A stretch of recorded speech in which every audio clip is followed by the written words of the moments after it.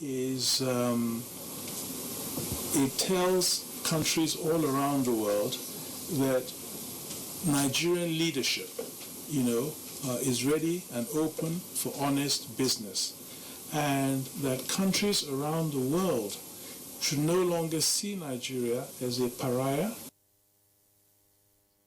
And the federal government has described the former President Olusegun Obasanjo's comment imputing ethno-religious motive to Boko Haram and ISWAP as deeply offensive and partly defensive, saying such indiscreet comments are far below the status of an elder statesman. In a statement, the Minister of Information and Culture, Lai Mohammed, said it was particularly tragic that a man who fought to keep Nigeria as one is also seeking to exploit the country's fault lines to divide it in the twilight of his life. He said Boko Haram and ISWAP are terrorist organizations, pure and simple, and they care little about ethnicity or religion when perpetrating their senseless killings and destruction, noting that President Muhammadu Buhari had put to rest the mischaracterization on Boko Haram as an Islamic organization when he said in his 2015 inaugural speech that Boko Haram is a mindless,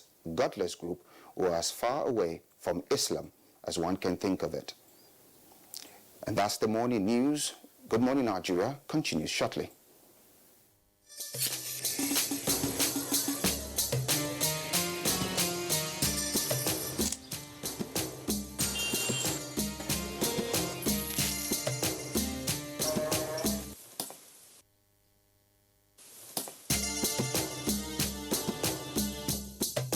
It's Ramadan. It's okay to share what you love. Ramadan Kareem from Indomie. Indomie Super Pack now available at 85 Naira.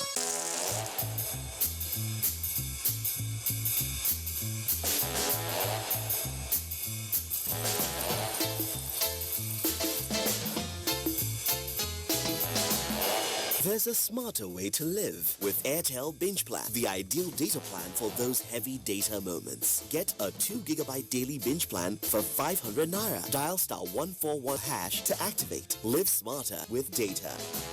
Airtel, the smartphone network. Helen! Hey, where's your mom? Today is her toilet day. What?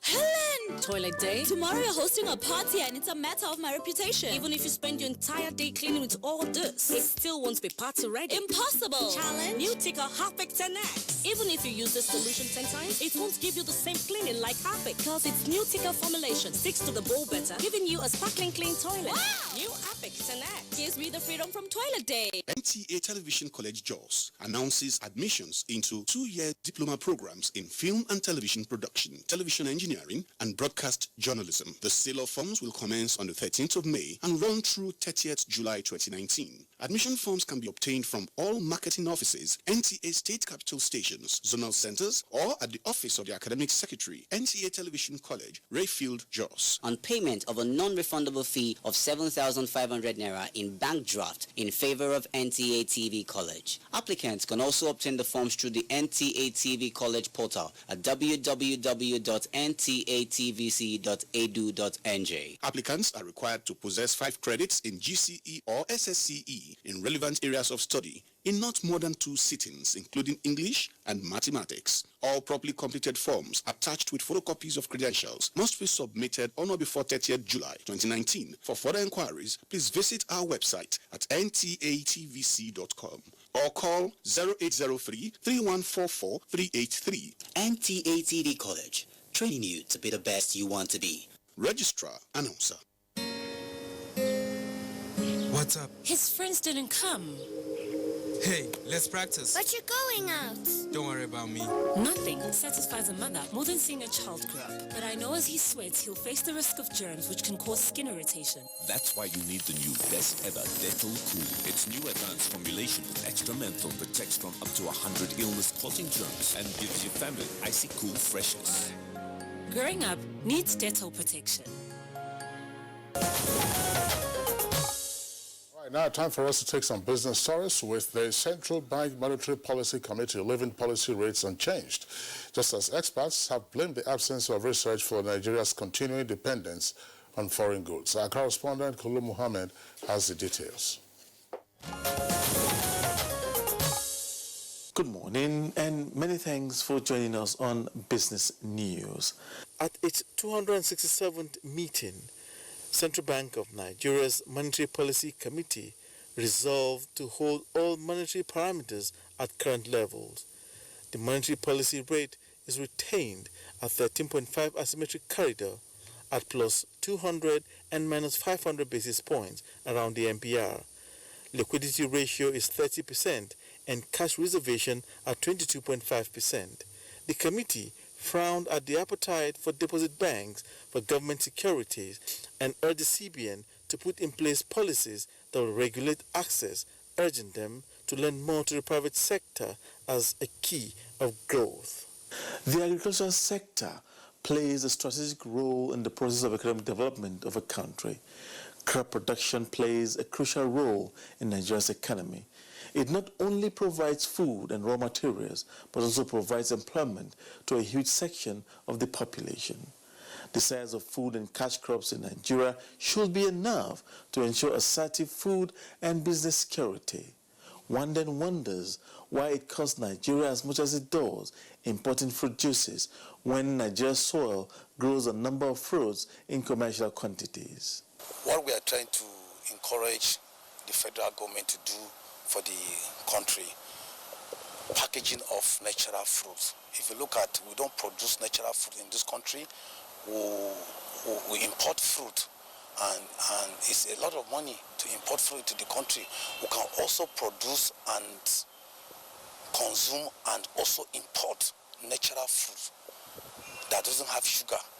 Like fruit that is sent to us in the country is the packaging come with sugar, and it's not good for our body system. Like you can have mango juice, orange juice, jumbo guava juice, coconut juice, even cocoa. We can also package a chocolate in cocoa to boost out the economies of the country, to give us the job opportunity for the country. Just so you know, we grow dates in Jigawa, berries and apples in Jos Plateau, to mention just a few. The measure of any economy is how it treats its micro, small and medium enterprises, because that is exactly where it connects directly with the masses. Time now to let us see where activities on the floor of the Nigerian Stock Exchange placed market indices on Tuesday.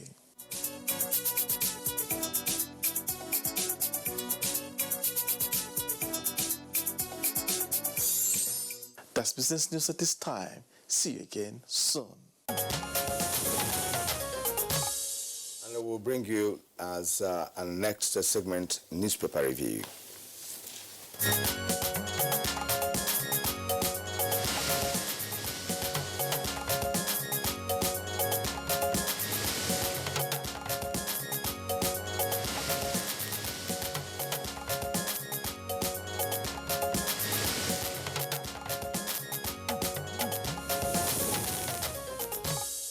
All right, our newspaper reviewer, Bayo Atebe, as always, is here with us in the studios. Bayo, good morning and welcome. Thank you, Kinsley. Good morning. Good morning, Kyria. Bayo. Good morning, Nigeria. Glad to have you again. Thank you. All right, so let's begin with the Leadership newspaper. Leadership newspaper, from top to bottom, its front page is pretty busy. Federal government spends 4.78 trillion naira on capital expenditure. January to December budget cycle, not feasible. And that's attributed to Udo Udoma, who is Minister of Budget and Planning. Police feed detained vulture with 5,000 naira daily.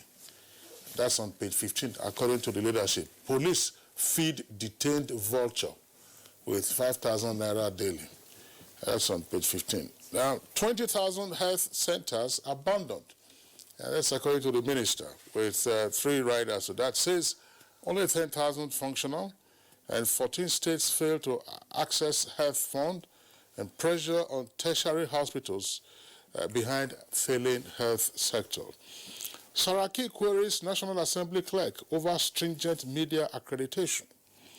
And the photograph you see there on the front page shows the president and his wife, Aisha, on arrival at the Nnamdi Azikiwe International Airport from the Lesser Hajj in Mecca yesterday. Buhari's ministers bow out today. That's page 6 of the leadership. Fish out killers, Kogi governor orders monarchs and others. And as we heard in our business package, CBN retains monetary policy rate at 13.5%, page 28. FCTA, that's the Federal Capital Territory Administration, uncovers 20 illegal orphanages. Federal government hits back at OBJ, that's Obasanjo, former president, over Boko Haram comment. And MTN paid 275 billion naira SIM infraction fine. Reps ban use of plastic bags. That's what the paper is reporting. In greater detail on page 5. That's the leadership. Kieran. All right. Let's turn to the Punch newspaper. Above the nameplate, we have an acting CJ and dragged to court over alleged age falsification. That's on page 19. Then lack of funds. Federal government shuts 3 foreign missions. The story is on page 13. And the right-hand side of the nameplate, we have ex-aides sue communications minister for alleged diversion of salaries and allowances. Details on page 10. Also on page 10 is a 400 million naira payment. EFCC accuses Kwara Government Assembly officials. Now the elite story on the Punch newspaper. 5 states lock horns with federal government over healthcare fund. Benue, Sokoto, Cross River say federal government politicizing disbursement is on page 2. And the photo story on the Punch newspaper is showing how flood ravaged the parts of Lagos yesterday. It's a Lagos-Badagry Expressway on Tuesday. All right, now below that we have a setup. Bishop reacts as Saraki rejects satanic accreditation guidelines. That's on page 7. Man arrested for smuggling cannabis into Abuja prison.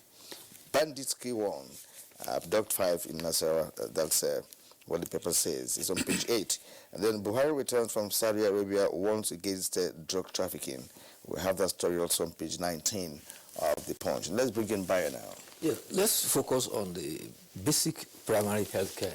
The Minister of Health has raised an alarm that federal government has built 30,000 primary health care centers around the country. Only 10,000 of them are functional. 20,000 have been abandoned. And how did this come about? The National Assembly, in its wisdom, provided in a budget 55.5 billion in the budget 2018 at 1% consolidated revenue fund as for basic health mobilization fund. And state governments are to access this fund. How do they access? They access the fund by depositing 100 million in a dedicated account at Central Bank. Another condition is that the state must have a health insurance scheme so that they can benefit from that scheme and improve the health system in the country. The minister is lamenting that 14 of 36 states of the Federation have refused to pay up to take advantage of this basic health care provision. And what is the consequence? The consequence is that you have tertiary health institutions that are meant for referral, treating ordinary cases of malaria. So there is a run on the tertiary health institution. As of today, Nigeria has 419 public hospitals. The breakdown shows that there are 22 teaching hospitals, 20 medical centers, and 77 special hospitals. However, the states have not kept quiet. Some states have said that the federal government is politicizing the health policy.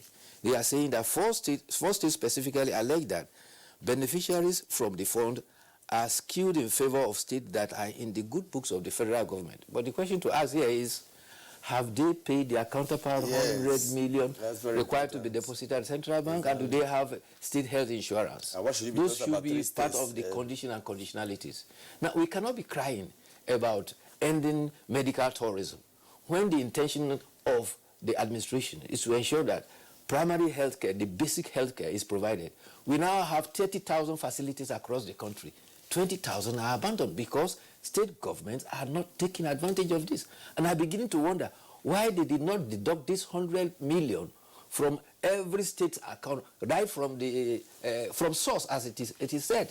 This is very important aspect of national health development, healthcare. The state governments have a responsibility to provide healthcare in their states, especially the primary healthcare. And I think health is in a concurrent list, isn't it? Yeah, it is. It is. It's unfortunate that this is the report that we are getting at this time, Bayo, because on a number of occasions we had the Minister of Health on this program to discuss the efforts aimed at revitalizing the primary healthcare centers, which are all over the country. And the last effort aimed at ensuring that the primary healthcare function was under Professor Olukoya Ransom Kuti, who was Minister of Health during the Babangida administration. So, Isaac Adewale, Professor, Minister of Health, came back now with the same enthusiasm, but they knew that there will be obstacles along the way.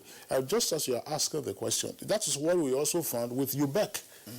UBEC, that's Universal Basic Education. For basic education, for states to access funds, you have to pay your counterpart amounts. But a number of states were lagging behind until recently. And then you have to ask yourself, why is it that we continue to pay lip service to quality healthcare delivery to our people? It's important that we have to address that question, and that unless and until those who are in charge are called to account, things will continue to linger the way they are now. Most unfortunately, it's the governors of the state, because they're just the drivers of the state. Of course, we know some of them are being described as emperors and what have you. So they call the shots. So and it's unfortunate. See, our priorities are just askew. You will go around now, you go around the ministries of health, or whatever, by whatever name they are called, and you go and see the luxury cars that they are using as project vehicles. So the priority... When the project is not the the priority is wrong. I recall on Good Morning Nigeria, we had guests from some state governments when we were asking them, so look, how far have you gone with the implementation of the new policy on primary health care? Some of them said the governor, they have rebuilt the primary health care centers. The governor has come, he has given the go-ahead, they will commission it. You commission and then empty building. And then one question I recall this, because that was at the time they were having an epidemic of snake bites. So I said, okay, if persons are dying of snake bites, from these localities, what is the response of the primary health care center if you say the PHC, has come on stream? The primary health care center should first attend to those persons. Yes. Exactly. Every day we keep claiming that, our standard of living is low. These are the indices that are used for all of that. I think that at some point we have to get back to this issue. All right, so let's take other headlines. The other one is what has been described as a toxic guideline provided by the National Assembly. Amid protests by the Nigerian media over the unfathomable media guideline from the National Assembly, Senate President has ordered investigation.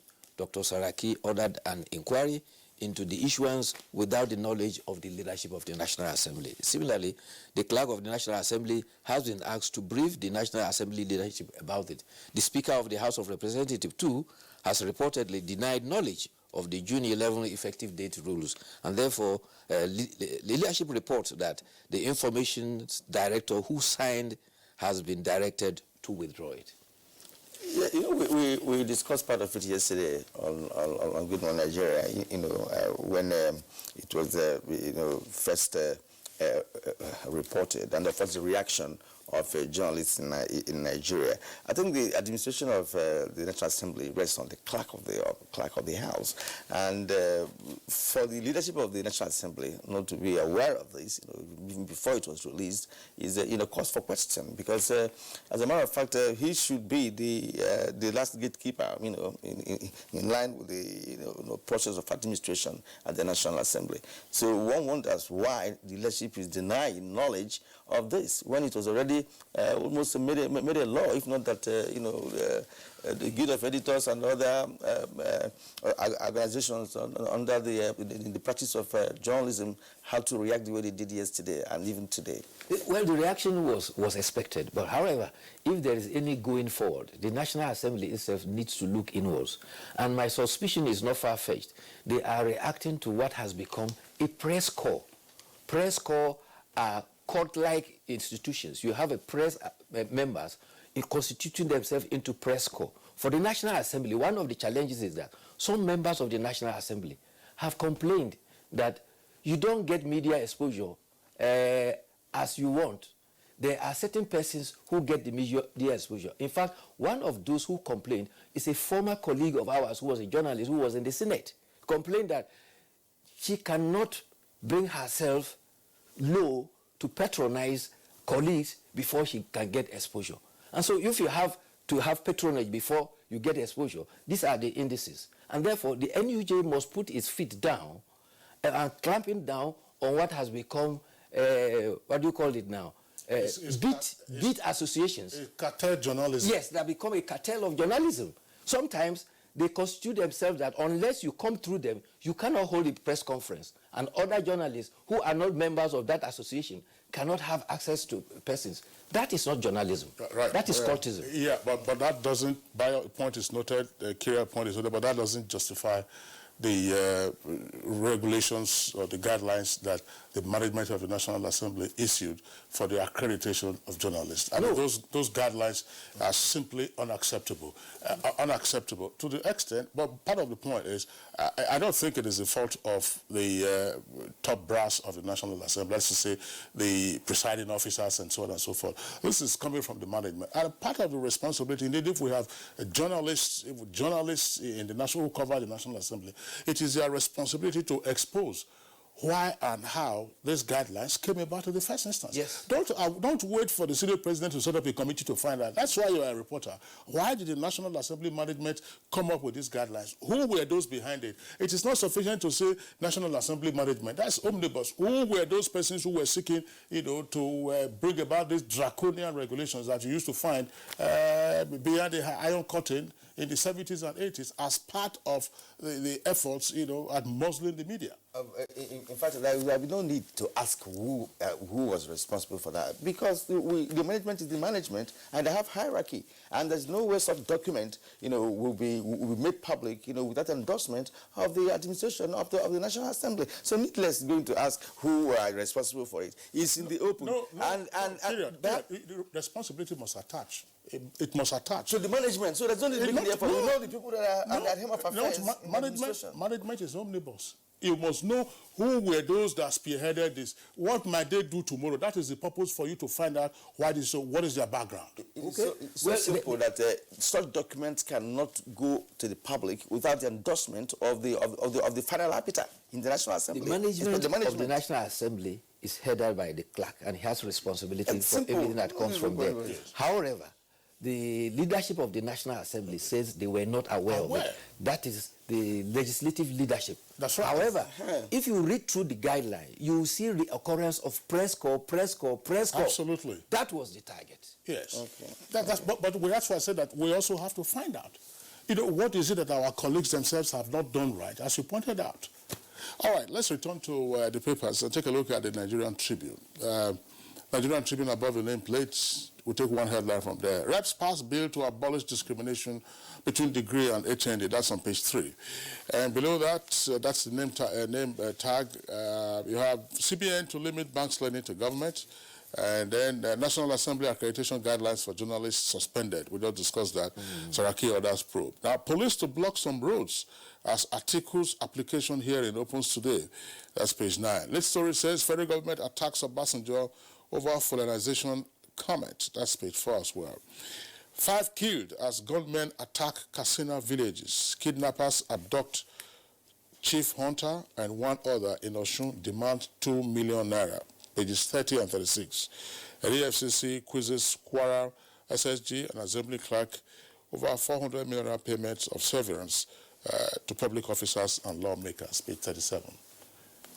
Yes, there was the earlier report read by, I think, Kingsley, about the situation, about the budget Nigeria, difficult to go January to December cycle. This has been the wish, but the reality is that it's been difficult. That is what the Minister of Budget and Planning has indicated. However, the Minister of Budget and Planning has also given a brief about what has happened in the context of capital project. He says that the capital project, as far as 2016 is concerned, about 1.2 trillion was what was released. In 2017, 1.2 trillion was released. 2018, as at May 8, 1.55 trillion had been released. And if you go back in historical times, he says that between 2015, when capital project was about 6.1% of the economy, by the time they came in, it grew to about 30.2% in 2016, 31.7% in 2017, and 31.5% in 2018.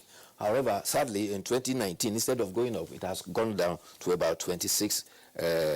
But this is an incremental over comparative terms to what recurrent expenditure had been. And the advocation had always been that we need to have an increase in the capital expenditure to ensure that development is fast-tracked and enhanced. And you see that the emphasis of this administration is infrastructural development. And that is why, so far, the quantum of money that have been invested in capital projects has gone to 4.33 trillion for capital projects in 3 years.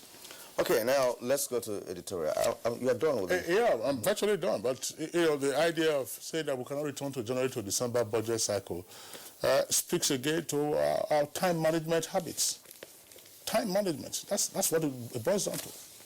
Well, yes, I agree with you, time management, because the current budget that is running has the date it was signed, it will expire a day before, just a day before it was signed last year.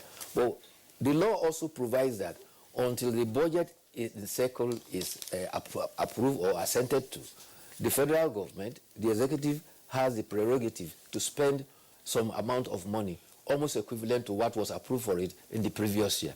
But to return to the January to December budget cycle, I don't know. It's a question of time and maybe convenience for everybody in the economy. When I was growing up, I got to know that budget in this country was approved in April. The budget cycle was ending in April, and then we went back to January to December cycle. And now, because of the challenges we have, budget is presented in October. It takes about 6 months. By the time budget gets passed, it comes to May and June, and that is why we have what we are having now. So if we must return to that January to December budget cycle, like Kingsley said, it is time management. But what it means that it can be managed. You have an expiring budget fusing into an incoming budget. They tried it last year, but it didn't work. The proposal was that it's just to have the political will to get that done. It's just budgeting is not between the National Assembly and the executive. It's a question of look, let's get this done. I don't believe that there are any logistic difficulty, time management, and what have you. It's a question of look, let us get it done, and it is done. We're not going to go to America to get it done, or to get an idea of how we're going to do it. We have been doing that before, so why do we reverse? And all of this, well, I don't know, we're in democracy, and we believe is the best option when it comes to governance, and we have to ensure that whatever decision being taken at any level of government should approach it sincerely, with objectivity. That's just what all this issue of return is not by mouth. Somebody has to act. All right, let's turn to editorial this morning, and we're taking it from the Tribune, Nigerian Tribune, and FIRS and the tax net. The contents of the recently approved 2019 budget of 8.9 trillion naira are giving Nigerians concern, especially with the federal government's approval of a 30,000 naira new minimum wage. Let's begin by you. Well, what the editorial is saying is that within the first quarter already, Federal Inland Revenue Service has turned in 1.5 trillion. And this is encouraging, particularly looking at this is already 15.7% of its target for the year. And the editorial is saying that with the ease of doing business, it will encourage investors into the country, and the determination to diversify our economy from dependency on oil will achieve, because there will be more investment, and chances of revenue generating internally and reducing our dependency on oil will be tremendously enhanced. And therefore, the editorial is saying that there is a better foothold on funds for development if we go on that trajectory. Already, the Board of Custom and Excise is also reporting quarterly returns, which is quite encouraging, and therefore tremendous pressure should be put on internally generated revenue, not only at the federal level, also at the state level, so that the development can be enhanced. All right, Baya Toyobe, thank you for being around today. See you again tomorrow. Thank you. All right, it's Good Morning Nigeria, still on the network service of the Nigerian Television Authority. We're taking a short break now. When we return, we'll go ahead with our item for discussion. My name is Smart. I'm a professional electrician, and I only use the best cables in Nigeria. Nokako is one of Nigeria's most leading cable manufacturers. Nokako carries out rigorous quality control tests on its products at every stage of the production process, so its high quality is maintained throughout the full length of the conductor that meets both national and international standards. These cables are manufactured in a state-of-the-art cables and wire plant equipped with the most advanced machinery and processes. Nokako is certified by the Standard Organization of Nigeria and is an NIS Diamond Award winner. Be like smart by Nokako. Ladies and gentlemen, please welcome the daring and invincible Louis the Mosquito. Responsible for 200 malaria cases all on its own.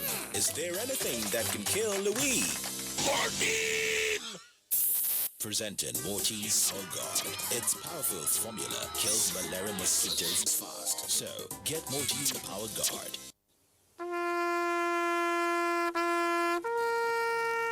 They are there at the crack of dawn. They are there busy preparing while we rise for our day. They are there silently, guarding, waiting, listening, and watching. They are there ready in the sky above and the waters below, in the blistering heat of the day, in the dead of night, willing, indefatigable, determined in the defense of the sovereignty of our country. They are our first line of defense and our last. They who have paid the ultimate price in defending us. They are fathers and uncles. They are mothers and sisters and girlfriends and boyfriends. They are brothers and cousins and best friends and neighbors. They are classmates, colleagues, and citizens of this nation. They are our defenders and deserve our respect, our prayers, our thoughts. Nigeria, please support our armed forces. Sore throats, it's often caused by bacteria and viruses. It feels like they're having a party. You need Strepsils. It soothes the pain, plus it fights the germs with 2 germ-killing actives. Double power in 1 lozenge. Bye-bye sore throats. Take Strepsils. Are you a business owner or fresh graduate looking to learn new skills in line with your passion or business? Would you like to get a grant of 1 million naira to grow your business? How about interfacing with top government officials responsible for youth intervention programs? Would you like to meet with successful entrepreneurs who will offer you 12 months guided mentorship in your field, all for free? Then you need to be at the National Youth Entrepreneurship Empowerment Summit coming up on the 21st to 23rd of May 2019. Time is 9 a.m. daily. Venue is International Conference Center, Herbert Macaulay, Area 11, Abuja. Learn from the likes of Jimmy Tewe, Trisha Ikwanwombia, Ubong King, Kafi the Dancer, Kunle Idowu, Frank Donga, George Okoro, and many others. Proudly supported by the Office of the Secretary to the Government of the Federation, OSGF, the Tony Elumelu Foundation, the Jimmy Tewe Company, and Eventi Planners. Attendance is free, but registration is compulsory. Register at www.nyees.org.ng. This event is part of activities lined up for the Presidential Inauguration and Democracy Day Celebration 2019. You're watching Good Morning Nigeria, and we are taking a look at the gains of agriculture under the Buhari administration. Now here is Oriyemi Ajayi with this report.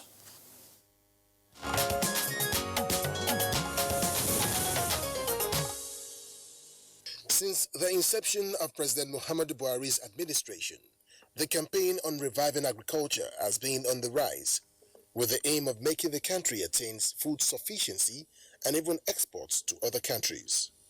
Many, including young and old Nigerians, plus male and female, have found their way into agriculture. Since then, the sector has continued to grow to a level of becoming one of the biggest employers of labor in the country, and some attribute this growth to the federal government's decision to allow civil servants to get involved in agriculture alongside their jobs. The Nigerian Bureau of Statistics revealed that Nigeria's agriculture sector grew by 18.58% in the fourth quarter of 2018, and this reflects that 30% of the Nigerian population are engaged in agriculture. This statistics is increasing, with experts projecting that the sector is becoming capable of eradicating poverty and unemployment in the country.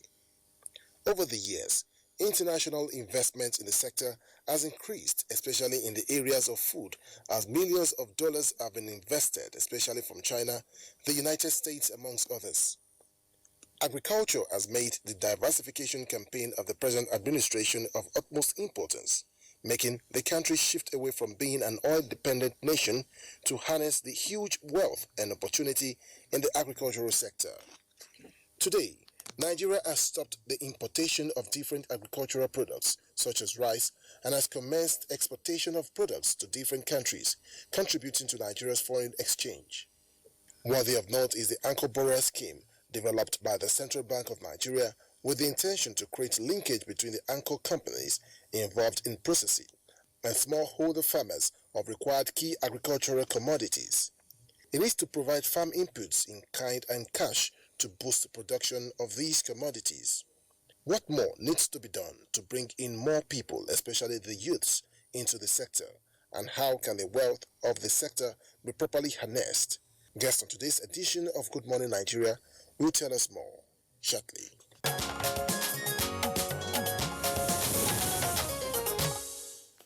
Thank you, Oyemi, for that report. Now joining us in the studio to discuss the topic is Honorable Tahil Monguno, is Chairman, House Committee on Agriculture. Good morning, sir. Good morning. Thank you very much for the invitation. Good morning, Nigerians. And we have Abdul Aziz Muewa, is the Director, Agribusiness Processing and Marketing, Federal Ministry of Agriculture. It's good to have you this morning. Thank you very much. Good morning, Nigeria. All right. Also here with us in the studios, we would like to welcome the National Deputy Secretary of the Rice Farmers Association of Nigeria. It is Alhaji Ilyasu Awodi. Alhaji Ilyasu, pleasure to have you with us on the program this morning. Good morning. Joining us from our Ibadan Network Center is Paul Iloma. Paul Iloma is Country Director of Harvest Plus. Mr. Iloma, pleasure to have you with us on the program. Good morning, Nigeria. All right, so let's begin the conversation with the director from the Federal Ministry of Agriculture and Rural Development. Of course, he's been with us on Good Morning Nigeria on a number of occasions, usually when we are discussing issues pertaining to agriculture. The key policy document on agriculture under the Buhari administration came into being, as it were, in 2016, and it's supposed to end 2020. So far, what, in your opinion or your assessment, is the implementation of the key lines in the policy document known as the Green Alternative? Yeah, thank you very much, and I'm happy to be here today. Like you have said, the Agricultural Promotion Policy, otherwise known as Green Alternative, came into being some years ago. And since the inception and the implementation, the landscape of agriculture has never been the same again. There has been tremendous improvement. One, on agricultural financing. We are now improving the provisions of finance to the farmers. For example, the Bank of Agriculture is being recapitalized. We are talking about single digit to the farmers. One of the major programs which implemented this is the Anchor Borrower programs, whereby funds are being made available to the farmers and are getting the improved inputs. Let me also go to extension services. Under the APP, government intends to bring extension to the doorstep of the farmers. We've improved this by not only supporting the farmers, but through the Anchor Borrower programs. One of the key cardinals of key implementing factors of the Anchor program is to back the farmer up with extension program. Teach them, change their skill, change their knowledge, change their behavior, and teach them how to grow crops. And also monitor them until we get to marketing. This has been working very, very well.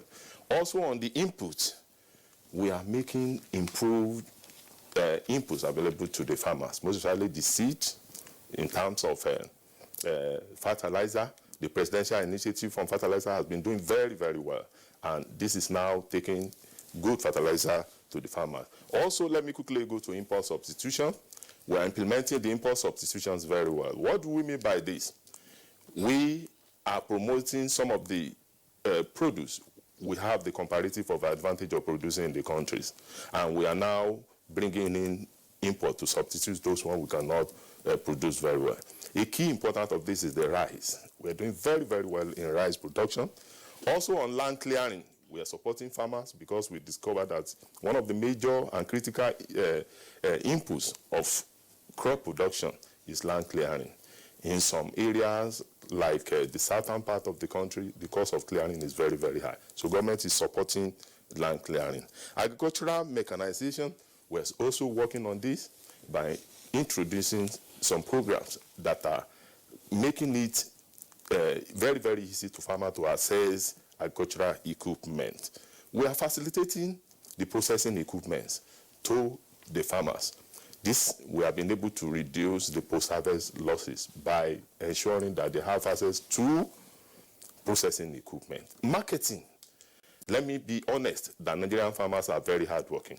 They will produce once they can get market. But with the Anchor Borrower program, whereby we are following them for production to market, we are now getting market for the farmers. Forget about the smuggling. Government is addressing the smuggling in the area of rice now, which is affecting the law we are currently having in the marketing of rice. But government is addressing it. They are taking it along. Government is also addressing this through policy. For example, by what is known as RISPS, Rice Policy Stabilization Support Scheme, whereby we are creating disincentives for the smugglers. So with this, I can give a pass mark to the implementation of APP, the green alternatives. And this is what it's showing. The last quarter the Bureau of Statistics release on the economy has shown a tremendous growth on agriculture. Let's look at the period of recession. While other indices, other indicators are dropping, agriculture continues to contribute to the GDP. In fact, this is what took Nigeria out of the recession. So I want to commend the farmers. Agriculture and solid minerals. Yes. We should underscore that. Just as well, Kieran, that it says that the numbers continue to rise. To rise, yeah. We'll get to know more in the course of this conversation, because you've raised very pertinent issues and aspects of the program which is being implemented currently by this administration. Now let's turn to Honorable Muhammad Tahir Monguno, Chairman House Committee on Agriculture. Of course, you are a member of the governing party, and agriculture has been the cardinal economic diversification strategy of this administration. Well, having listened to Muyiwa here, what is your assessment of the green alternative as has been enunciated, of course, being implemented currently by this administration? Well, the achievement of the Buhari administration in the field of agriculture, I think without any fear of contradiction, I will say is unparalleled and unprecedented in the history of this country. In the sense that if you look at our import bill before the advent of the present administration and now, it has drastically reduced. Before, as of January 2015, our import bill stood at $665 million monthly. And as at October 2018, it has drastically reduced to $160 million monthly. Our import bill. That is a reduction of about 75%. And cumulatively, over this period, we are able to save about $21 billion that ordinarily we will have used in importing food that we are now deploying to other infrastructure needs of the country. So if you look at this, it's an achievement that is unparalleled and unprecedented. And then again, if you look at our total requirement of fish in this country is about 3.5 million metric tons. But before the advent of this administration, we were only able to produce about 700,000 metric tons.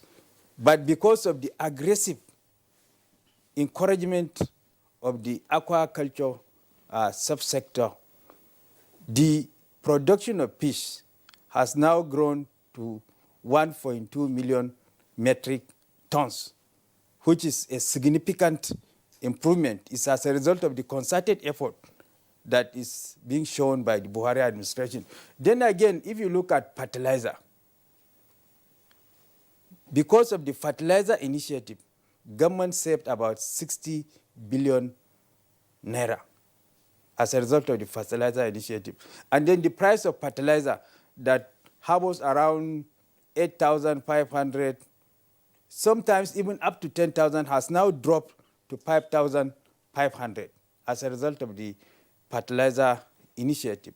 So if you look at this, the achievements that has been recorded by the Buhari administration in the field of agriculture is unparalleled and unprecedented. And of course, also the recapitalization of the Bank of Agriculture, and then the desire now to at least give farmers the opportunity to own the bank by giving them shares, to own shares up to 40% of the shares of the Bank of Agriculture.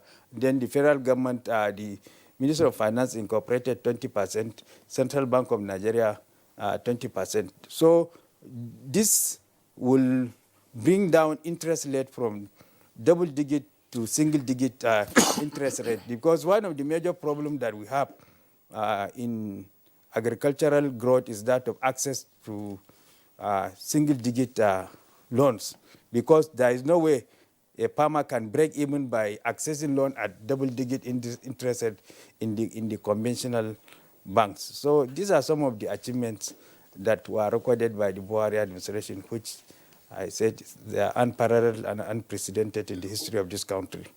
Honorable Monguno, tell us something. What has been the role of the legislature in the success story that you have just sketched? Yes, in this success story that I have just said, one, there are various legislations that were passed that has contributed towards this success story. Now, the Nigerian Agricultural Quarantine Service Amendment Bill was passed by the legislature and it was assented to by Mr. President. And essentially, what that law seeks to achieve is to give teeth for the Nigerian Agricultural Quarantine Service to discharge its mandate without fear or favor.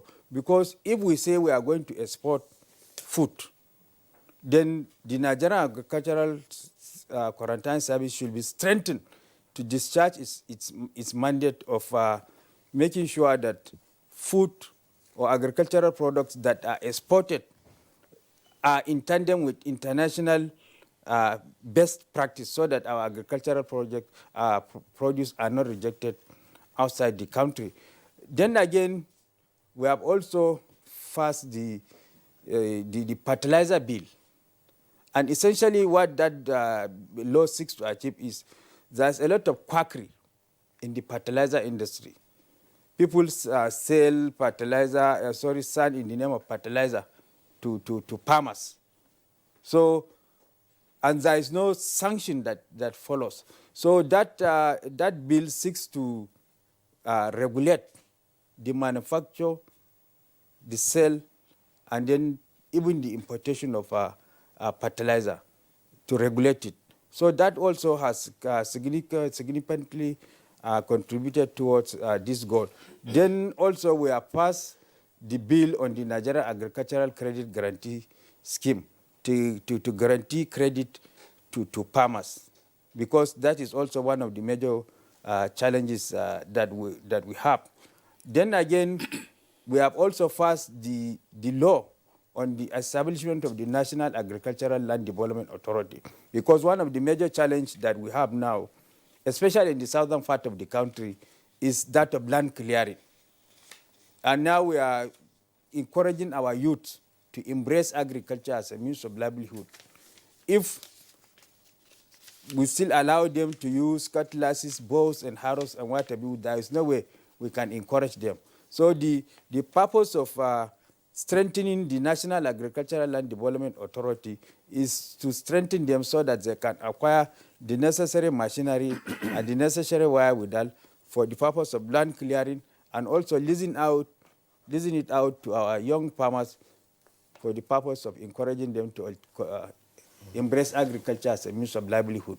Okay, let's bring in the farmer himself and let's hear from your own point of view. We know how Nigeria has had several interventions, not just in rice, but in other crops, across the nation, even by the previous administration in this country. Then what is the difference between all the interventions we've been having in this direction and what has taken place within the last 3 or 4 years? Let us into how you and your members, felt working with the current administration with these incentives and programs geared towards revitalizing the agricultural sector with rice as a reference point.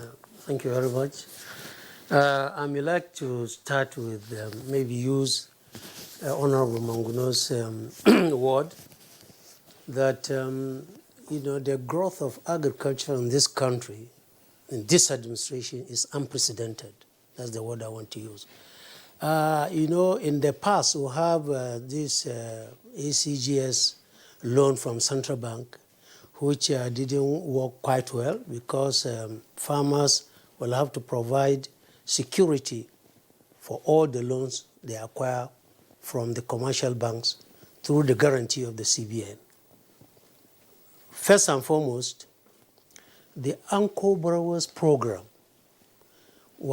is well articulated to take care of the farmers from the grassroots. All the farmers need to do is to just go and register with the Rice Farmers Association of Nigeria, wherever you are in your ward, because we have structure from the national down to the local, to the ward levels. All the farmer needs to do is go and register a cooperative, 2025, and then we then send service providers, to go and measure his farms, locations, and then send the same to CBN after opening accounts with banks and provide a BVN number so that each farmer will be identified through that BVN number, and all the inputs are sent down to the farmers. They don't need to hustle before they get all these inputs, fertilizer. In fact, for rice, special brand has been formulated for rice cultivation, which gives it a very big boost. And of course, we're also going into ensuring that some of our farmers use the organic fertilizer, which from some of the the few we tried, we discovered that a farmer can increase his production by 65% by using that organic manure. And in Anchor Borrowers Program for rice farmers, as initiated, we call it cashless Anchor Borrowers Program. In the past, you discover that if money is given to the farmers, they are diverted, not for the purpose of the farming.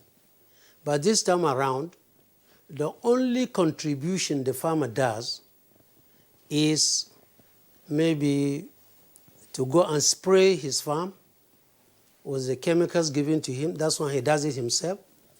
And secondly, the scaring of birds, which you feel the farmers should be able to contribute. So all other products are given to them from land preparation, planting, and the rest of them. So this is how the Anchor Borrowers Program, has become, a household, I would say, throughout the country. And don't forget, Rice Farmers Association has over 12 million farmers spread all over the country. And so far, like the last season we had, only about maybe 300,000 farmers were registered because of the time constraints. And I must say, without contradiction, that rice farmers in Nigeria are now able to produce what Nigeria requires.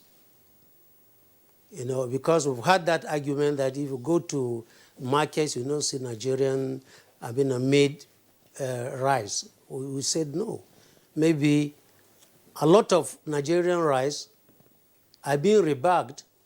We have very good integrated millers throughout the country that produce high quality rice, and some of them are rebagged to look like foreign because Have you done any survey on the issue of availability of rice in markets? Because as you pointed out, people complain of not accessing Nigerian rice in some markets, especially in Abuja. Oh, that will be very sad because in my village, let me be specific, by this time last year, you'll find producers looking for paddy all over the country. Even Rifan right now has several thousands of tons not yet sold, waiting for producers to come and accept them in order to produce very good rice for Nigerians. I'll give you an example. Sterling rice, recently I read it. Previously, every year what they could get from the market was 20,000 metric tons. And their capacity per annum is 150. But by using farmers around Kano and Jigawa, they were able, to pile up 100,000 metric tons without even going to the market to look for more. So that even all the producers of rice in Nigeria, they have enough rice for production. Let me ask this question, Alhaji Ilyasu. You've talked about the benefits of the Anchor Borrowers Program and how we have seen an exponential growth in the number of rice farmers specific. But there are two issues that I would like you to address. One, there was a complaint some months ago by rice farmers about the influx of imported rice into the country.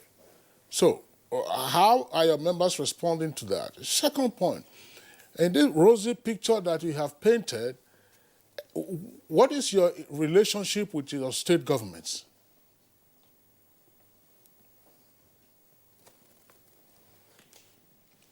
Okay, in your first question on smuggling.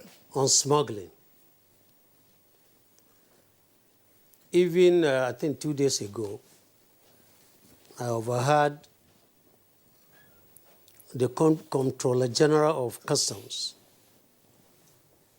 telling the public that the few imported rice you see in the markets, which, if you take the percentage, are very, very low compared to what used to be imported, because customs officials are doing their best to curtail importation. I'll give you an example. Recently, Thailand used to export, in the last few years, 20,000 metric tons into this country.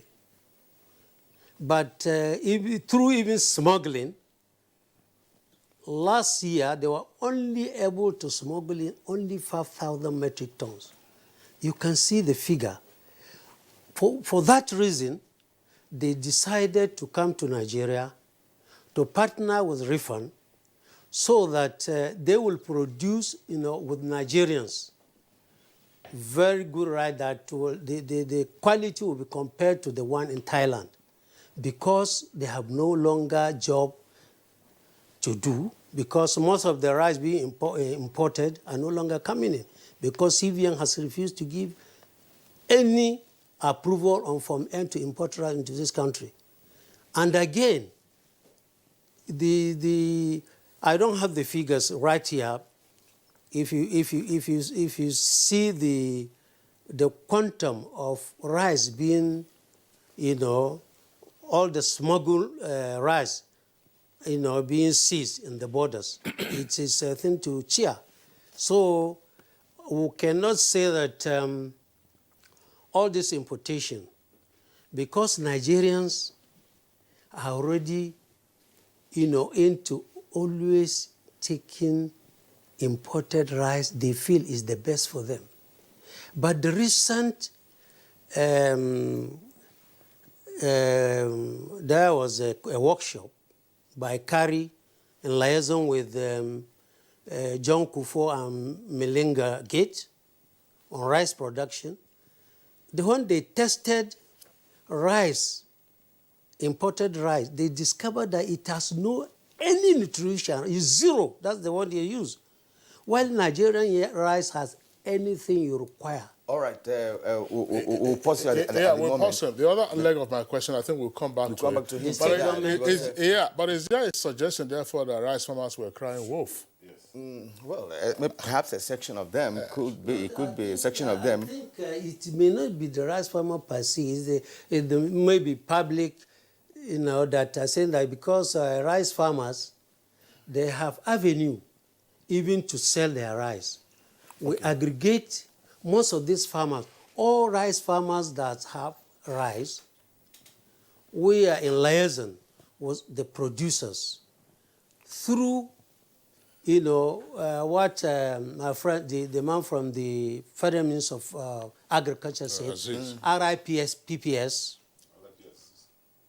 Do I continue? Yeah, no, we're going to come back to you for some specifics, because you have already raised the issue of a process. When we go to the value chain, we'll get to know the structure. But now we'd like to talk to Paul Iloma, Country Director, Harvest Plus. The guests in Abuja studio here have already painted scenarios that presented agriculture as a thriving sector in the country at the moment. Let's get your opening comment on what you feel about the green alternative and its implementation.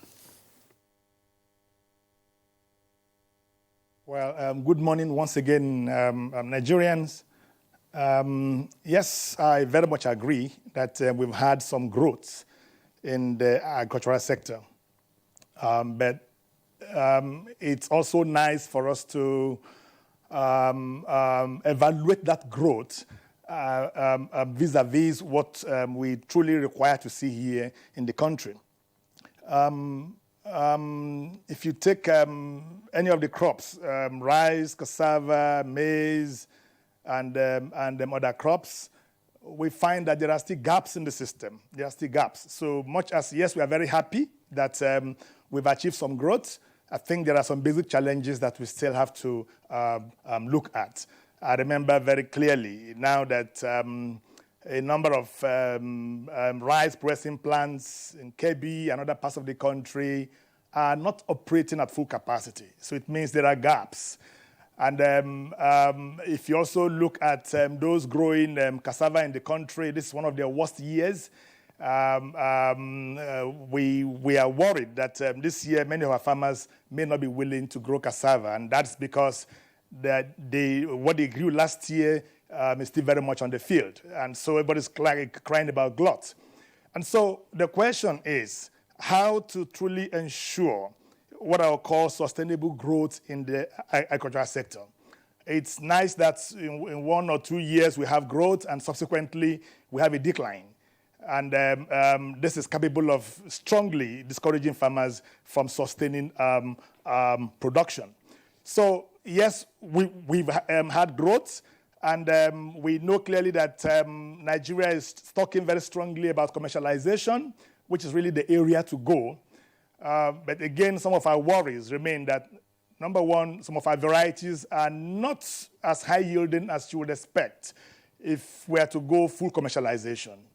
The other point, again, is that, yes, we want to scale up production, but we still depend so much on rudimentary technologies, right? I think it's really time that we brought in science into what we are doing.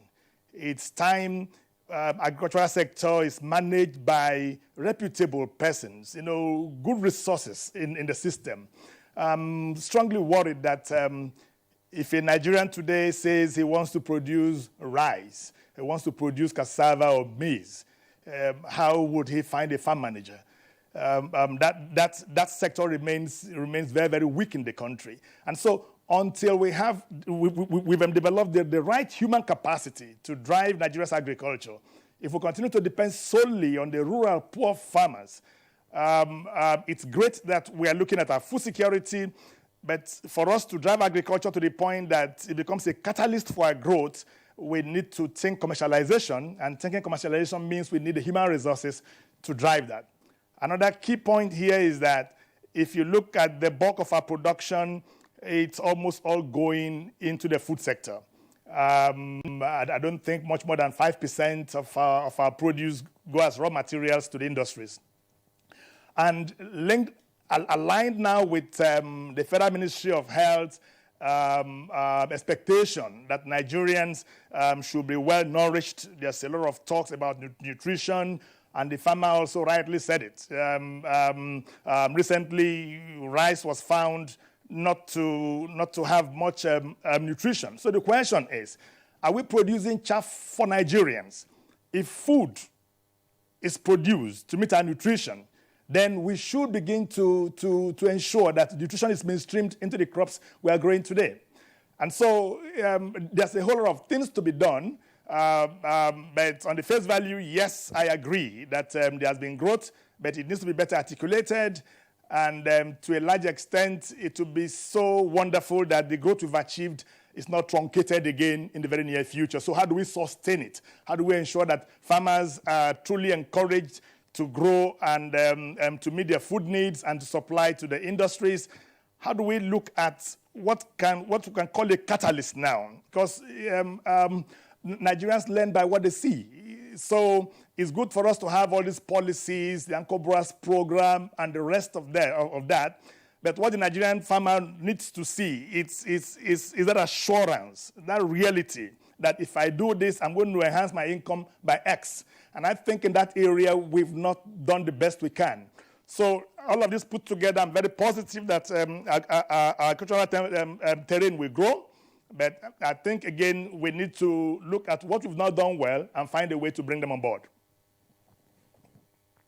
Well, that's right. I mean, Paul Iloma, thank you very much for the points that you have raised. But I was just wondering, at takeoff, you had said, yes, things looked fine, but that even then there were challenges. We would like to get to know more about those challenges. You used cassava as an example, that there is a glut now. Why would there be a glut in the cassava market if we have the dismal ratio of, say, 5% production for the industrial sector and 95% for food consumption, which almost relates to subsistence farming the way it is. So what are the other challenges that we find, in addition to the other points that you have already articulated, the fact that we use very rudimentary technology, all these machetes and hoes that you find that people cannot do more than, a few acres, in a day or in a very long time. So what are those other challenges that you find that we ought now to be knocking at to see how we can overcome them? So much. I like to address problems from the roots. If you look at the cassava sector, last year the price per ton of cassava went as high as 20,000, 25,000 from 2017 to early 2018. It was really high. Nigerian farmers, being the business people they are, went into cassava production, right? And then towards the end of last year and now, the supply became really huge. Unfortunately, we did not meet production with the industrial end of it. Who will be the off-takers? We know clearly that the Gari and Fufu market absorb more than 80% of the cassava we grow in Nigeria. And so when a farmer thinks commercialization, when a farmer is encouraged by good price and he produces more, once the net food needs are met, then the other ones will go to waste. And so for me, it is that, we need a more articulated programming. Number one is we shouldn't leave Nigerians at the mercy of the market. That's not good enough, right? It would be so nice that farmers, are supported to cluster around industries. And so, they get that sense of ownership, that sense of belonging, that whatever they produce will find a market. Then, the glut we have now, again, in fairness to you, is not a glut that's driven by totally excess production. It's a glut that's driven by pricing. And so if last year farmers went into production because they thought they could make a living from cassava when 1 ton is going for about 20,000 naira, and now the price comes down to 6,000 naira, 7,000 naira, to them they just will not sell because the cost of harvesting and selling will be much more than the price of cassava itself. And so how to really, work with our farmers and ensure that their yield per unit area increases, such that even if the price falls to 10,000 naira, they are still able to produce. And this means putting in the system more productive varieties, ensuring that we have best agronomic practices, and that farmers are able to harvest up to maybe 30 to 35 tons per hectare. At that yield margin, then decreasing price will not, to a large extent, affect our farmers. But as long as the farmers are getting the 11 tons per hectare, 10 tons per hectare, whenever you have a price decrease, it will affect their gross income, and that will discourage them from producing more. Okay, Paul Iloma, thank you so much. Of course, in the course of this conversation, we'll return to you to raise further issues on this program. Now, let's turn to Abdulaziz Moyowa. Yeah, Paul raised very important issues here. He talked about the ineffective or obsolete technological approach to farming in Nigeria. And from the comments I just made, it does seem that cassava is gradually nose-diving, in a way. And again, he talked about mechanization of farming in the country. Well, for us to be holistic when we talk about improvement in the agricultural sector, just about a few days ago, we had reports of so many abandoned tractors, across several hundreds of them. They are not operating at the moment, but which could, of course, be serviced, to provide a service as well. How would you address that? Of course, the Anchor Borrowers program, well, of course, has actually performed creditably, as you all have agreed. And now, what about going forward in terms of opening up other horizons in the agricultural sector? Yeah, thank you very much. Let me quickly address some of the issues he raised, most especially on the growth of agriculture. I want to say that since the beginning of this administration, we've recorded a tremendous increase in all the major crops. And I'm going to quote statistics to prove this, to let him know, even though he agreed, and to tell Nigerians that we are really doing very well. We have an increase about 4.4% in sorghum. We have 6.5% in cowpea. We have 7.8% in cassava. And I can go on and mentioning some of the performances of agriculture when it comes to some of each of these crops. But like you have also said, you also raised an issue with regard to technology. When we say technology in agriculture, we are talking about soft as well as the hard technology. One, you mentioned the issue of soft technology. And what do I mean by soft technology? We are thinking in terms of making improved varieties of crops or produce to farmers in order to grow their productivity. What do we mean by productivity? Productivity is the amount of or the quantums of production you are making per hectares. For example, for several crops, and I'm going to mention examples of these crops. For rice, for maize, before we were recording 1.2 to 2.2 metric tons per hectares. But I want to say that this is now averaging between 4 to 5 to 6. In fact, In some cases, we are recording 8 metric tons per hectare. I have the rice farmers here. We are having Faru 6, we are having Faru 7, we are having Nerika rice. We're having different varieties that are being made available to farmers now. The national varieties are now releasing it. Before they were not moving, they were not meeting to be able to release these crops. We are now changing the face of the agricultural research.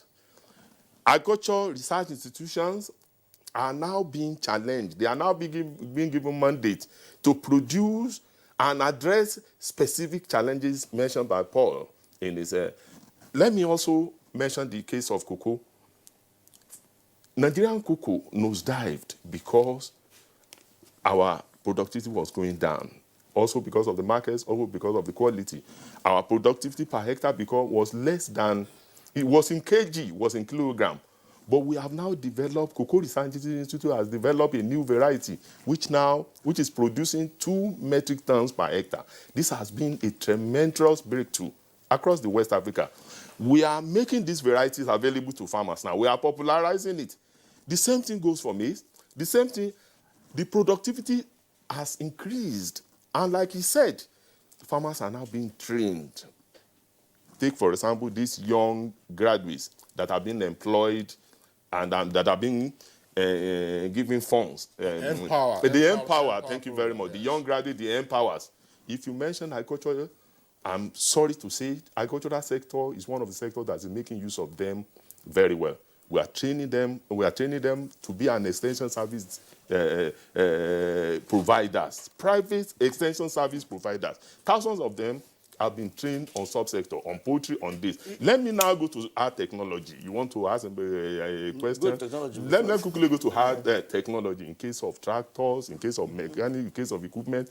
Realizing and conscious and concerned that it will be difficult for farmers to access 6 million cost of tractors.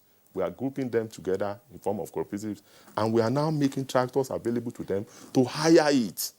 So we have tractor and equipment hiring programs for all these cooperatives so that they can assess and they pay back on instrumental basis. I'm not pausing you yet. We were both in Rome during the last administration. Yes. There was a meeting of FAO. Yes. And one of the cardinal objectives of that administration, which was, of course, mentioned by the then Minister of Agriculture, Akinwumi Adesina, he did say that there was a plan to start assemblage of tractors in Nigeria, that already agreements have been reached with the major multinational tractor manufacturers. What happened to that? Thank you very much. Most of these multinationals gave a conditions that before they can come and start the assemblage of this tractor in Nigeria, there must be a guarantee that so numbers will be procured for them annually. And this has to be phased out. This program is still on course. Government is now working out a program. For example, we have Tractor No-No-Dance Organization of Nigeria, an institution which is now being supported by government. We supported the private people to form this Tractor Owners Association of Nigeria, known as TOANS, who is now being capacitated through the provision of funds to be able to give them demand to procure this tractor on behalf of the farmer, so that some of these multinationals will be able to come to Nigeria. And there is a program, it has been sealed, it has been signed, and sooner or later, you will be seeing some of these multinational companies establishing in Nigeria. Their concern is that there must be demand, and government is creating the demand by ensuring that funds are made available to this to this association. All right, thank you very much. Let's bring in again Honorable Monguno. One of the points raised by Paul Iloma in Ibadan raises again the question of marketing and guaranteed prices for farmers. We're just using cassava as an example. You're going to find it across, the very many crops that we could grow and produce in Nigeria. Are we looking critically at marketing and how to ensure that there are guaranteed prices for farmers? I know that Nisral has come on, and you have other schemes, but are we targeting it to ensure that this is workable and that going forward you won't have this peak and then you have a sudden dip? Yes, thank you very much for this question. Even last week, the Federal Executive Council approved more than 9 billion naira for the purpose of buying grains during the harvest period, for the purpose of storing them and then selling them out to farmers when there is scarcity. This has twofold advantage. One is giving farmers good price at a period when there is glut by buying it, uptaking it from farmers, and then selling it back to the general public at a particular price when there is scarcity. So it has the advantage of giving farmers very good price and also price stability for Nigerians. So these are some of the schemes that that were introduced by government for the purpose of giving market to farmers and also ensuring price stability so that farmers will not overproduce and then they don't have market to sell and then they will go out of the market. Then the other one is one of the major problems of marketing is that of accessibility. And this is purely as a result of the collapse of the local government system in Nigeria. Ordinarily, if local governments are functioning very well, rural feeder roads and what have you are supposed to be within the jurisdiction of local governments. But now, the federal government, because the local government system has collapsed, the federal government, under the Rural Development Department of the Federal Ministry of Agriculture, constructs these rural roads for the purpose of giving access to farmers to evacuate their produce to the cities for the purpose of selling this produce. So these are some of the initiatives that were introduced for the purpose of marketing this produce. But we don't seem, Kieran, just before, we don't seem, do we have a marketing or a market mechanism for our agricultural produce? We used to have marketing authorities. There were marketing boards, as they were called. Yes. Is there a mechanism? And, you know, there's a mechanism by which I remember growing up when rubber was booming.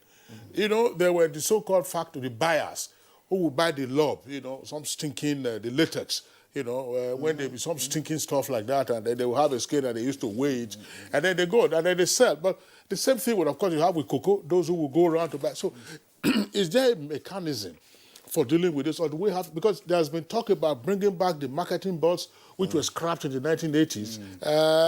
Are we going to go back to that era so that there is an institution that deals with that, and then there is a mechanism by which, you know, the commodity exchange can also come in?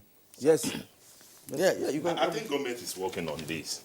And this is why government is strengthening the National Commodity Exchange System, NICOMEX, the National Commodity Exchange. To be able to do this, the National Sovereign Wealth Investment Fund is now being used to recapitalize the National Commodity Exchange, to strengthen them in such a way that they will have licensed buying agents, they'll be able to buy, and the Federal Ministry of Agriculture is also making available some of our warehouses to the National Commodity Exchange. But never be that. Government is also working on looking at the possibility of, instead of the marketing board, a privately managed commodity corporation, which will be privately managed, because when you look at some of the weaknesses of the old commodity boards, because of the structural adjustment program, the point is it must be privately managed in such a way that they will not be creating disincentive to the farmer. So government is also looking at that. There has been a lot of dialogue along that, and government is even thinking of calling for a dialogue and a way of bringing it. In fact, the Federal Ministry of Agriculture has gone to the extent of employing one of the best international consultants to look at this commodity exchange. And they've developed a blueprint towards making sure that we have the privately managed commodity corporation. Developing a blueprint is one thing, another is implementation. Well, it's been a very interesting conversation this morning on Good Morning Nigeria. When we come back, actually, we're going to talk about the National Agricultural Land Development Authority, and the role that has to play, in all of this. Well, you're watching Good Morning Nigeria on the network service of the NTA. We're looking at the agricultural sector. We'll take a short break now, and of course the conversation continues momentarily. Team huddle. But we lost. Don't be tired, guys. This isn't a loss. It's a practice for winning. Nothing makes a mother prouder than seeing her child growing up. But I know as he learns to lead, he'll face even more dirt, germs, and risk of illness. That's why in changing seasons, you need strong Dettol protection. Because Dettol protects from up to 100 illness-causing germs. Growing up needs Dettol protection.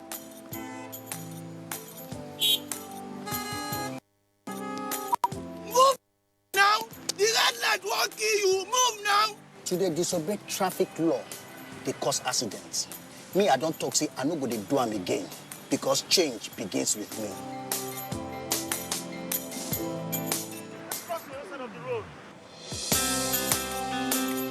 I will no longer endanger my life crossing the express. Instead, I will use the bridge because change begins with me. Oga driver, stop this bus now, won't come down. I be one carry me past where they go. Make her they stop anyhow for road, they cause traffic wahala and accidents. So I go they stop for the right bus stop because change begins with me. Change begins with me. This message is brought to you by the National Orientation Agency in conjunction with the Federal Ministry of Information and Culture.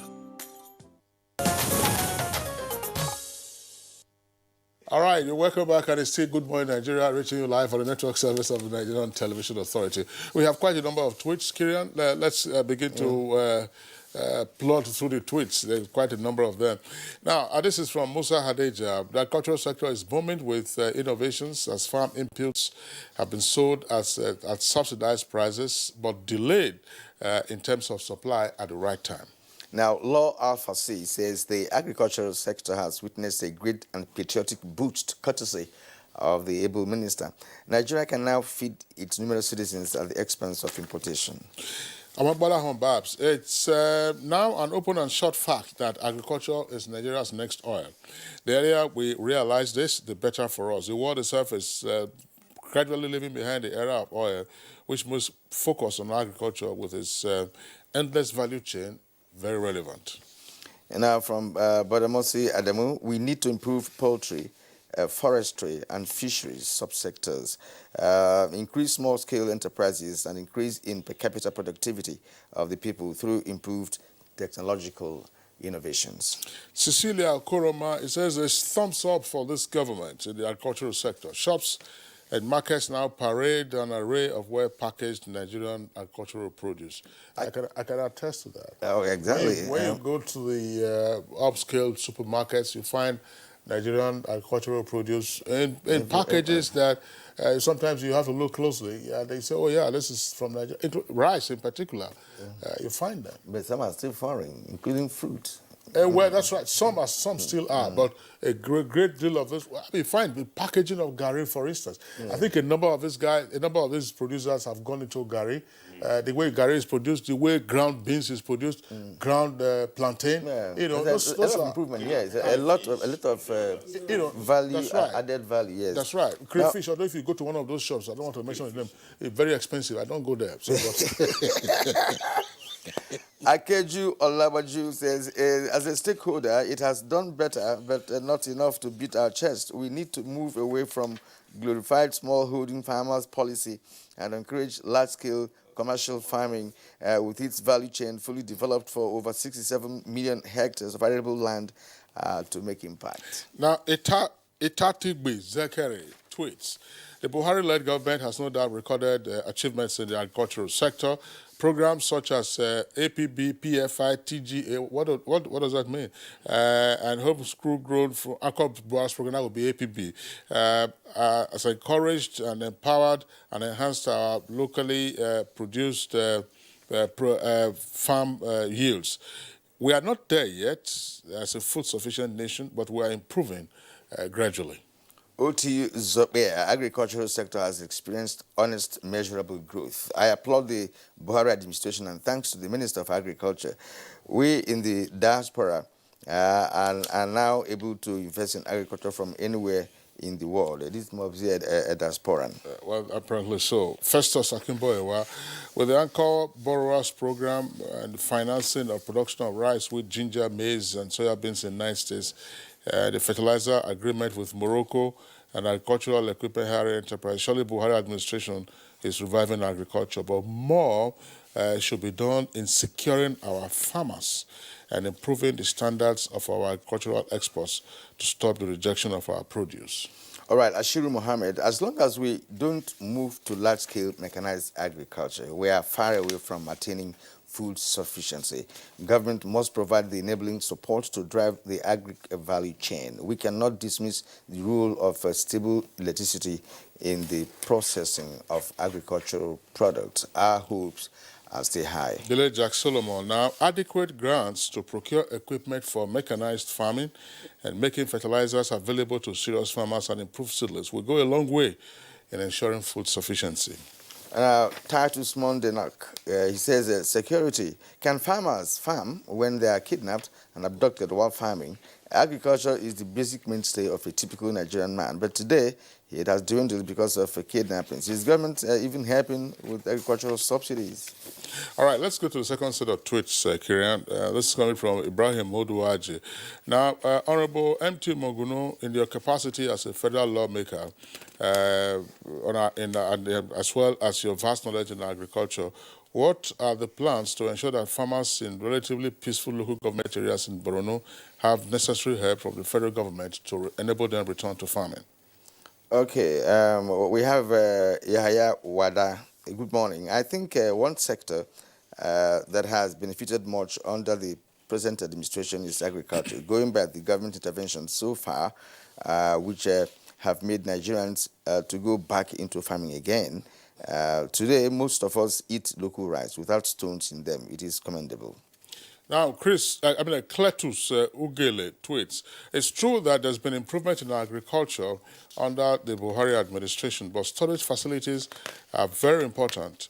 If we don't invest in storage facilities, we'll continue to have waste in terms of agricultural harvest, no matter how large-scale the production is that we have made. From Ibrahim Mudraji, there's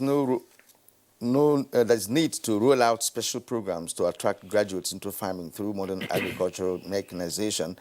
And power agricultural extension workers isn't enough to accommodate and attract youth into farming. This is from Active Citizen. The situation that has left farmers uninformed by climate forecast has dropped the production capacity of our farmers. The National Orientation Agency needs to be up and doing in reaching smallholder farmers with data that can improve crop production across the country. And finally, Patience Tomo, Nigerian rice is actually everywhere, but being rebagged. I have witnessed before my eyes where Nigerian rice was rebagged in Caprice bags. So let's bring him in here. Yeah, the rice. It's the same thing that you find, for example, in the leather works industry, where you go to the southeast bar where they make very good shoes, and then they have to be looking for stamp of some foreign country. Yeah, to look. Yeah, of course, you know, I don't want to mention the name. Very popular. There are three key countries when it comes to leather. It's Brazil, it's Spain, Italy, it's Spain. So right. He's been there over the years. Okay, let's bring in the refund National Deputy Secretary one more time. You know, we are discussing, the peg for our conversation has to do with evaluating the agricultural sector under the Buhari administration. And I asked that question earlier. It's in suspense still. As rice farmers, what is your interaction with state governments like? Honorable Mongono here tells us, and that is of course the unfortunate reality, that if the feeder roads in the local government areas were taken care of by local governments, then of course you would have the gate farm, much closer to the potential buyers. But in all of this that we are describing, what are state governments doing to farmers or with farmers, particularly rice? Yeah, thank you very much.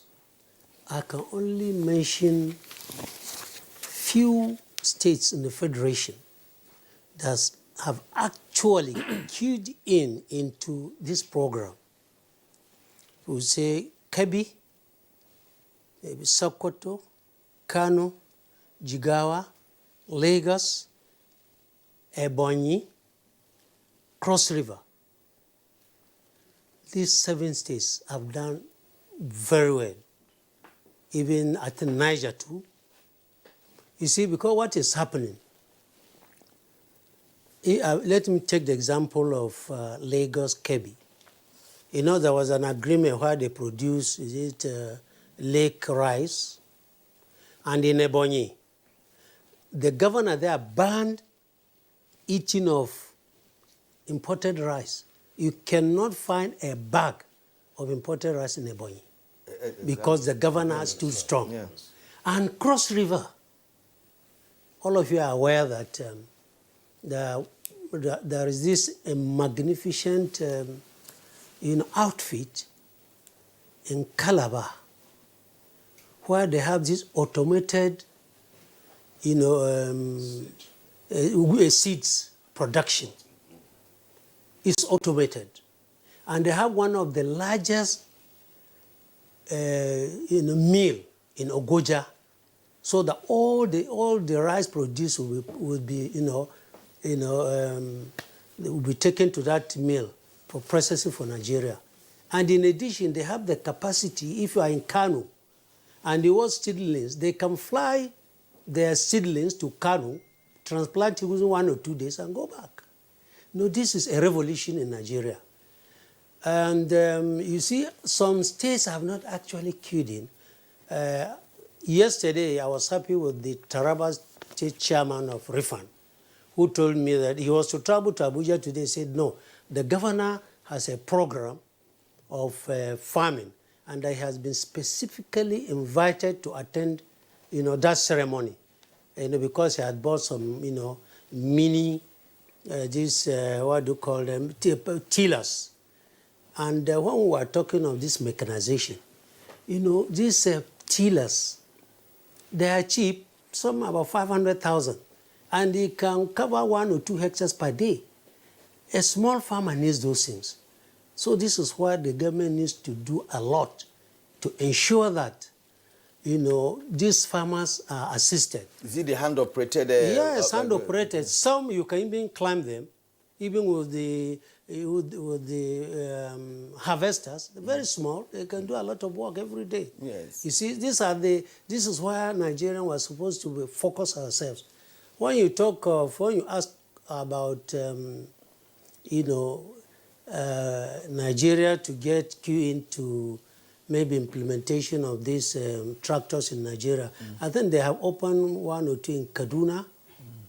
I know Mahindra, they have established one, and maybe one other company too. Ilyas, we're running out of time at this point, but I want to appreciate one thing, the revolution you talked about. You can see that this concern, even in the southeast of Nigeria, it's just Ebonyi and perhaps Anambra that are responding, to yes, exactly. So this revolution is not even, and it also bothers on what Kingsley raised. What are the governors doing? Because sustainability depends on what the state governments and local governments will be doing. Now let's do kind of. We're coming to the conclusion of this conversation, but briefly, National Agricultural Land Development Authority. What is it all about? Yeah, thank you very much. The National Land Agricultural Development Program. When you look at some of the questions that are coming out, people are beginning to ask about the security, about the storage, about mechanization, about airline, about farmers markets. with the incoming of the National Agricultural and Development Project, it will be a one-stop shop that will address helping farmers to clear land, supporting farmers with input, making sure that farm implements are made available to farmers. It's always quick for people to say that Malaysian took the oil palm seedling from Nigerians.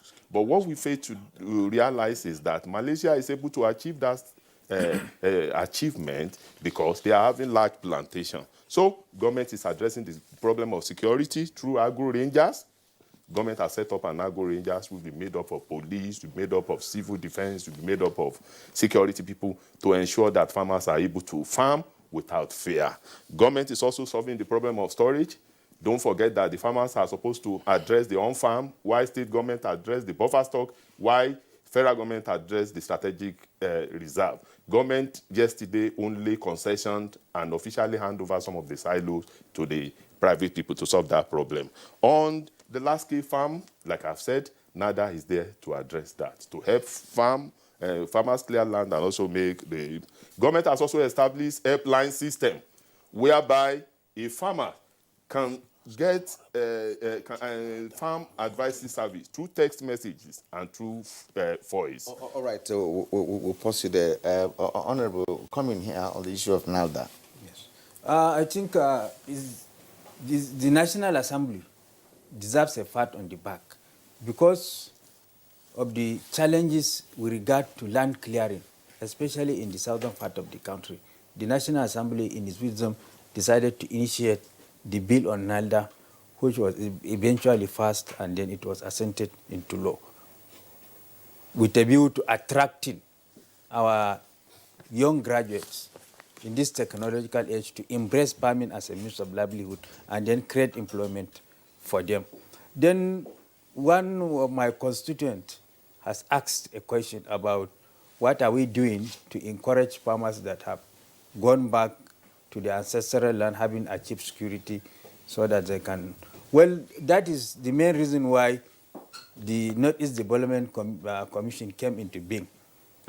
It's supposed to address some of these challenges now that gradually security is returning back and people are going back to pick their pieces of life. The Northeast Development Commission will intervene by way of giving them seedlings, provision of land clearing, and what have you, fertilizer and what have you. And then the other issue that was raised also, the late delivery of agricultural inputs and agricultural input. I think I have consistently, on various occasions, said that the only way we can address this is to remove the presentation of the budget as it concerns agriculture from the national budget, because agriculture is time-bound and the rain does not wait.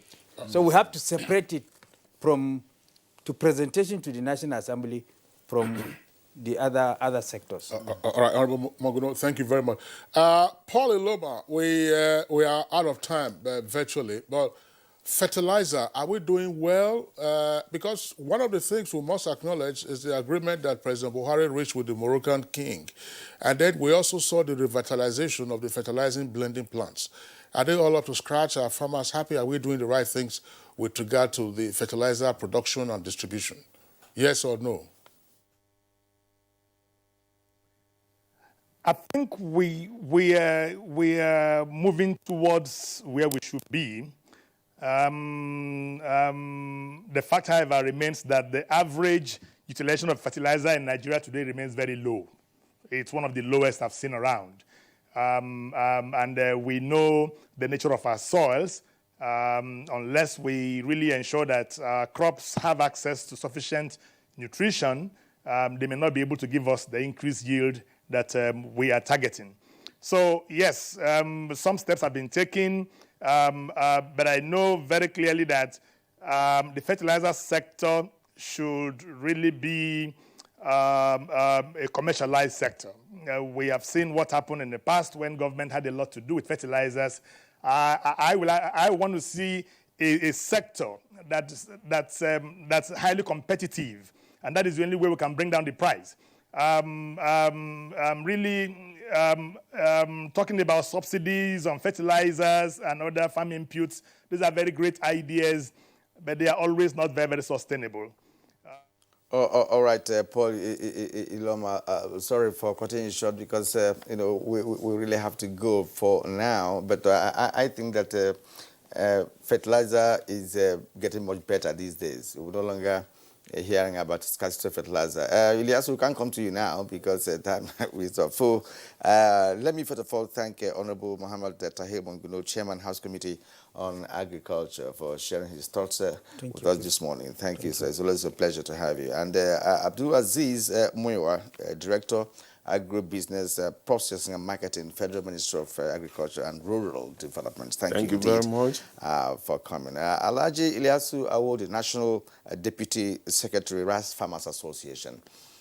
It's good to have you today. Thank you. Thank you indeed. And of course, Paul Iloma, Country Director, Harvest Plus. It's been wonderful hearing the other side of the story from you. Thank you very much indeed. At this point, we take you on spots.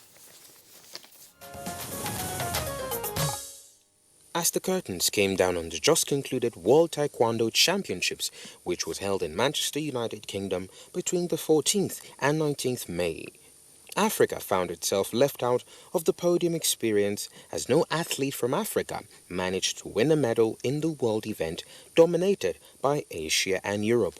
Korea were overall winners with 4 gold medals, 1 silver and 2 bronze medals, followed by host Great Britain with 3 gold medals and 1 bronze. The last time that the African continent failed to win a single medal was 24 years ago at the 12th edition of the World Taekwondo Championships, which was held in Chicago, USA in 1995. Meanwhile, Andy Murray could play doubles at Wimbledon, but has effectively ruled out competing in the singles this year. The former world number 1 had a hip resurface in operation in January and has since said he's pain-free. No player has competed in singles after that operation, but American doubles player Bob Bryan has returned.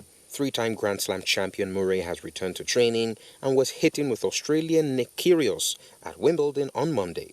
Before the surgery, he had said he was planning to retire after Wimbledon, but he now seems more confident of a return to competitive tennis. All right, so that does it for us today on Good Morning Nigeria. I would like to thank you for tuning in. We're back tomorrow, same time, 7 o'clock in the morning. Until then, do enjoy the rest of your day. I'm Kingsley Osadolo. And I'm Kieran. You might have a wonderful day.